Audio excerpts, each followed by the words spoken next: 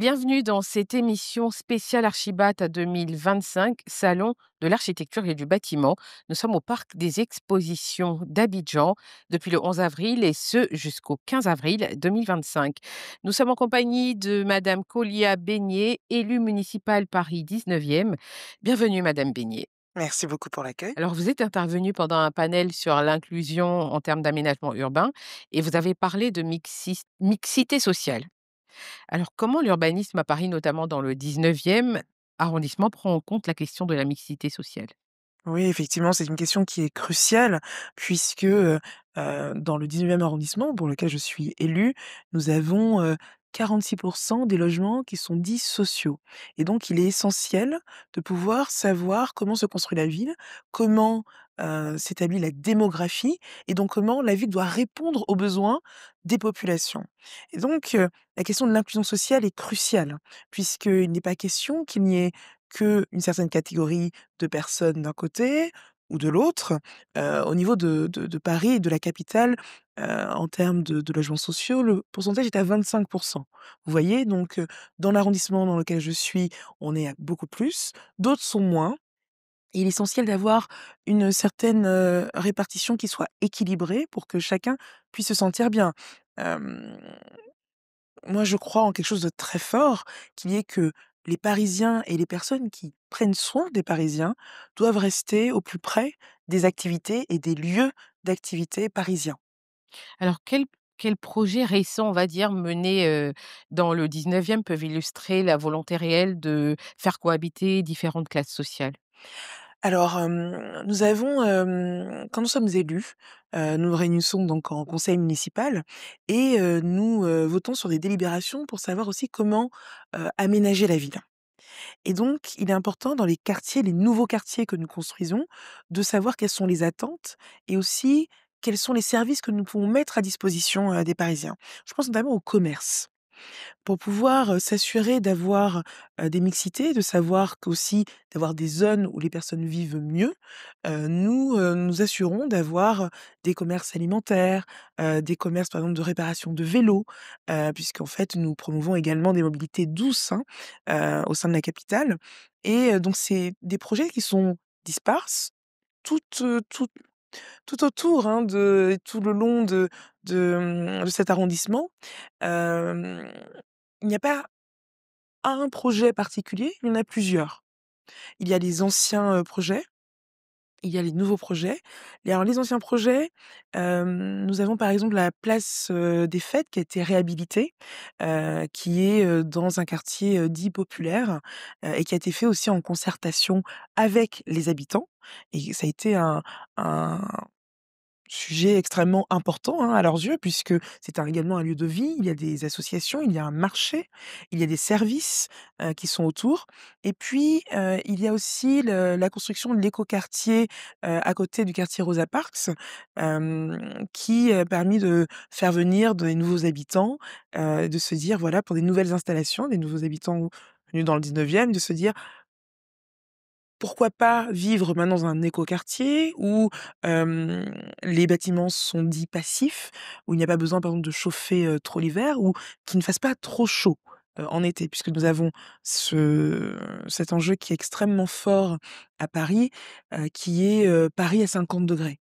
Il y a eu un rapport, il y a peu qui a été, sorti et qui, essaye de prévenir le fait que lorsqu'il y a des grandes canicules à Paris, on puisse se vivre mieux. Puisqu'en fait, c'est malheureusement avec le dérèglement climatique, c'est ce qui se passe.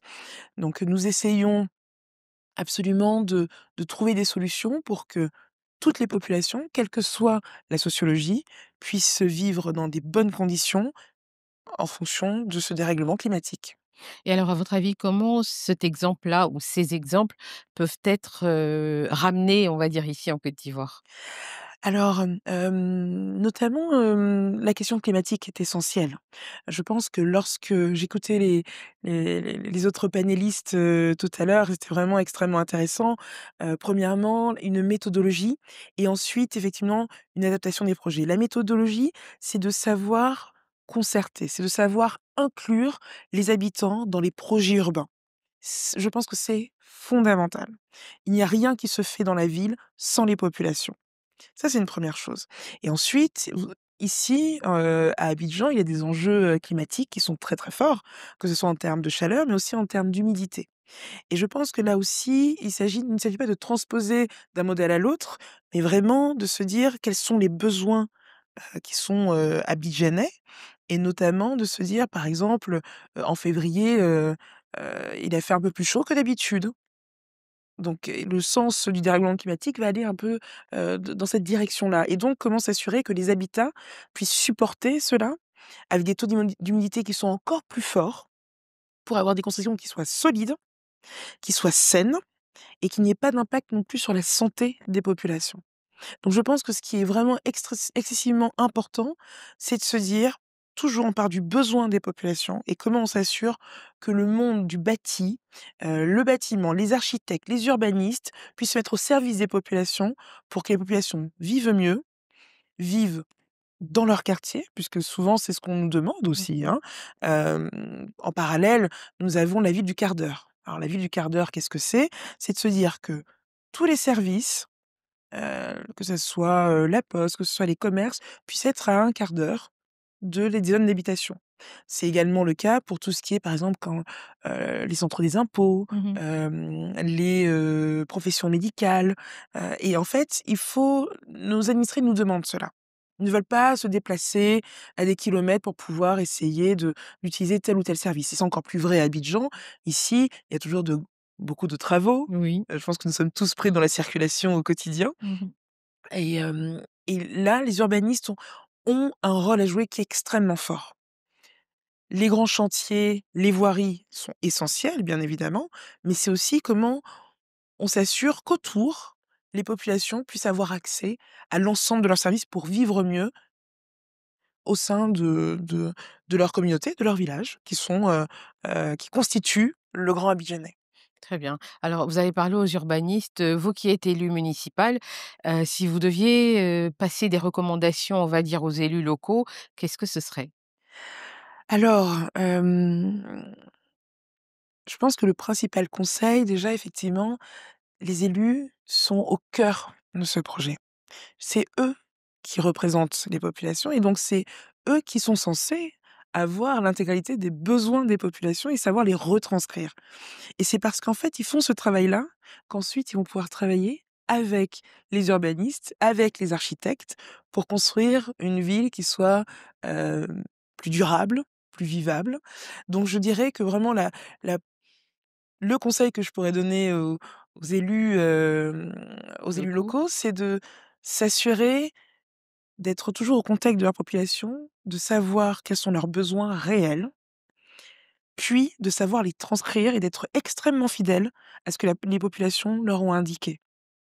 Merci de nous avoir suivis. L'information continue sur cette info et cetteinfo.ci.